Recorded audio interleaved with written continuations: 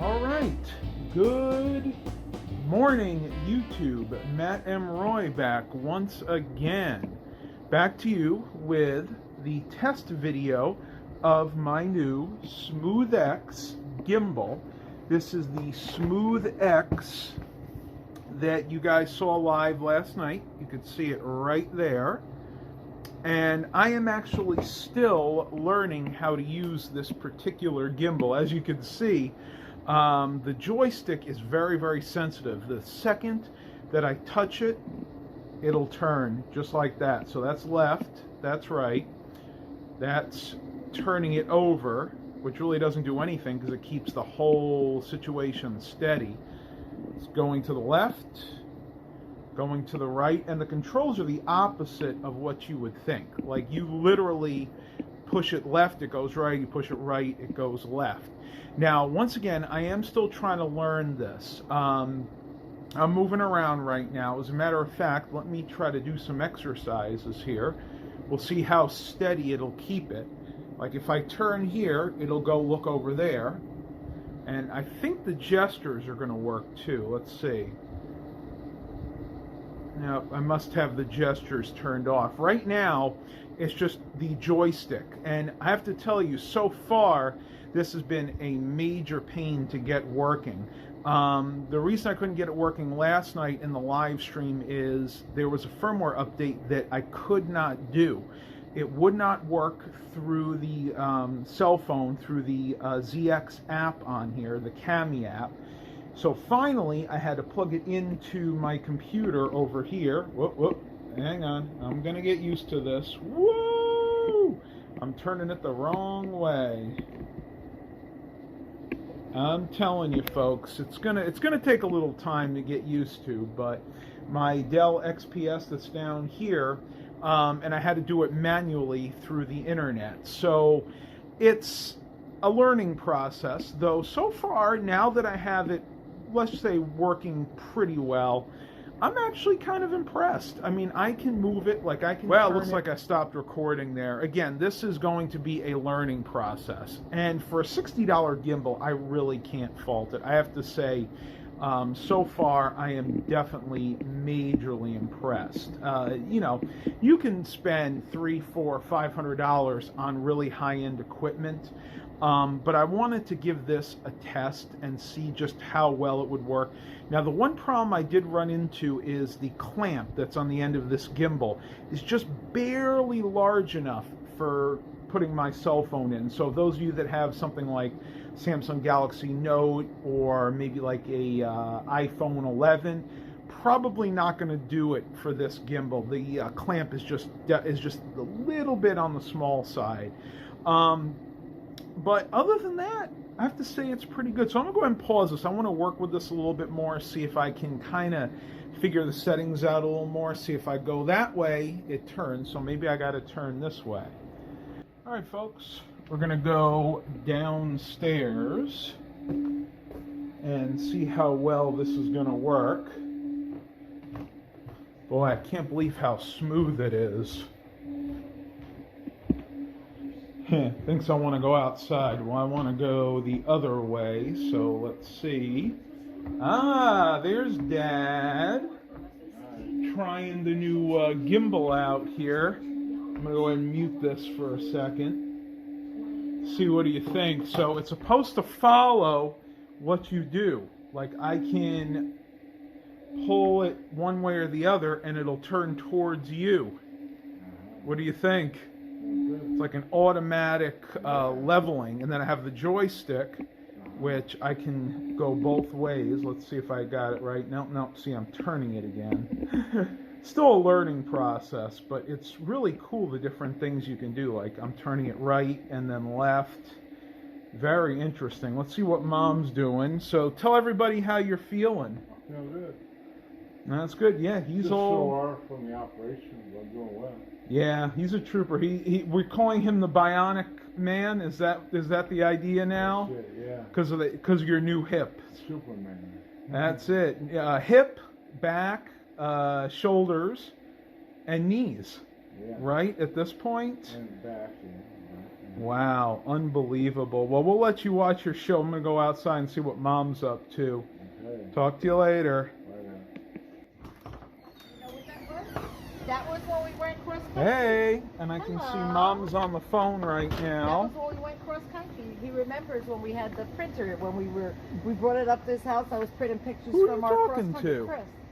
Oh, We were talking Uncle about Chris. we were talking about the printer. Oh, that's nice. He's got a gimbal, it's called. I'm watching it. He's got a gimbal which works really well with his cell phone when he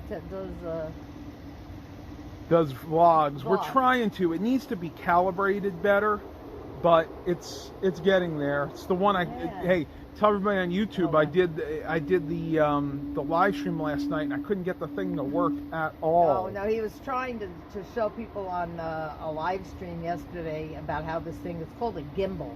You know how you have those selfie sticks where you hold your cell phone and you want to video something? This one, it moves so that it works. So if you move it, it doesn't. It's got a motor in it. It's got a motor so in if it, you so- were to jerk your hand around a lot, Yeah. everything's keeps it supposed to stable. stay Everything's stable and so it smooth. doesn't shake and I just stuff. haven't quite got the calibration yet. Right. Well, say hi to Uncle Chris. All We said right. hi to Dad. All right, we'll talk to you later. All right, I'm not bye-bye. talking to you, we'll talk to Matt. All right, everybody, back upstairs. Baxter's here. Going to try to nose his way into the closet as usual. I want to show you something very interesting that I picked up today when I was bike riding. I actually was able to put this in my side saddle. This might even get its own dedicated video in the future. This is a Sony Boombox model CFS-930. I'm guessing dates from the late 80s, maybe early 90s. They were throwing this out with another boombox, which if I can find what I just did with it, I'll show that one to you guys too. But what I find interesting about this is a water-resistant boombox, not waterproof. Water-resistant, which means that it can stand to get a little wet. This would have been something you would have taken to the beach with you back in the day. And if you look here, you can even see it very well. You can see there's a gasket that goes around the cassette mechanism there, and that helps seal the water out of the actual cassette mechanism, prevents water from getting in. Now, unfortunately, this has suffered from belt failure. It does reverse and fast forward, but the way this one works is to run the playback, it actually uses this pinch roller right up here. I don't know if my camera will focus. There we go. That pinch roller right up there. And the belt that drives that is not strong enough. So this is going to need some restoration. I don't know if I'm going to be the one to do it, but I definitely wanted to save this from the scrap heap because this was just too cool for school, if you ask me. Removable handle. I love the colored buttons on here. And the radio does work, although I'm not going to play it for copyright reasons. It can run on a 9 volt right over here. Yep, 9 volt. You can see DC 9 volt. And everything has these plugs because that's how they kept the water out of there. The one thing I did find interesting here, you see this, I think, is that a headphone jack? Maybe not. That actually might be some type of lock. I thought for a minute that was a good old school headphone jack, but it's up here. It does use the standard 3.5 millimeter, not the larger old school headphone jack that your parents used to use. Right now I'm running it off of 8 D-cell batteries, just super heavy duty ones I picked up from Dollar Tree. And you can see even the battery compartment actually has a gasket around it. I'll give you guys updates on this when I actually get to work on it.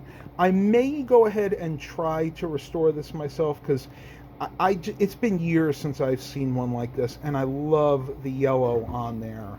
All right, and I was able to find the other one. I actually had both of these on my bike. This one I had on the rack because very obviously this was too big to put in one of my saddlebags. This is another Sony boombox. This does have a date on it of 1989. If I can go down here and show you. Yep, right there, May 1989. This one, believe it or not, everything works except for, again, the tape deck, which I just have to assume the owner must have stored this in a garage or an attic, something like that. But the tape deck's there. It's got a pop-up CD player, which works perfectly. And if I can do this, one thing I find interesting, by the way, these both have intact antennas, which is something you hardly ever find with boomboxes this old. Generally, the antennas are perished and pretty much beyond repair. I'm going to try. This one's actually pretty heavy. Got a tuner on the front here, power button right there, headphones, volume, tone. Sony, which was famous for their bass boost back then. This is model CFD60. I just love those little toggle switches for the different functions. Tuner knob right there, and then your various CD functions.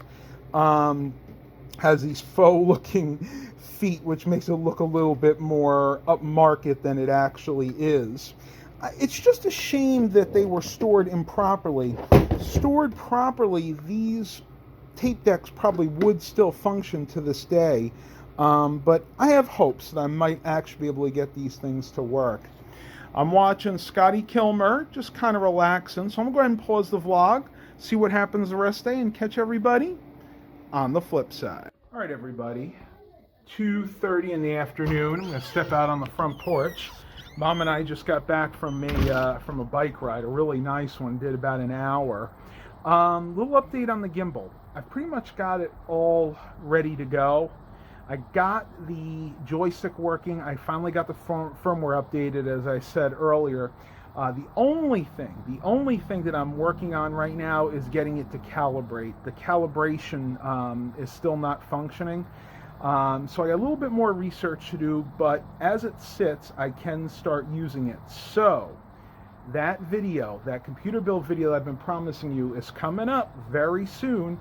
I want to make sure that it is working 100% before I film that video, but I think it'll do well. So the SmoothX gimbal, I would give it probably a 3 out of 5 stars. So for giving it a percentage, I give it maybe like a 60% out of 100%. It functions as it's supposed to for the most part, but it is a bear to set up. And if you do buy them from Best Buy, just remember you're going to have to update that firmware. And at least in my experience, I was not able to update the firmware via the app, the Android App Store. I actually had to physically plug the gimbal into my computer, download the utility from their website, and install it that way. It's definitely a moderate to difficulty level of technical expertise you need to do that. So just bear that in mind if you're thinking of buying that. I'm not a spokesperson. I'm not getting paid to say any of this, but just want to go ahead and give you guys an update on that. So yeah, I am fairly happy with it, let's say. I'm going to go ahead and pause this. Not sure what else we're going to get to do today. I don't think I'm going to film any more with the gimbal, but we'll see what happens. I have it on charge right now, so I'll talk to everybody on the flip side.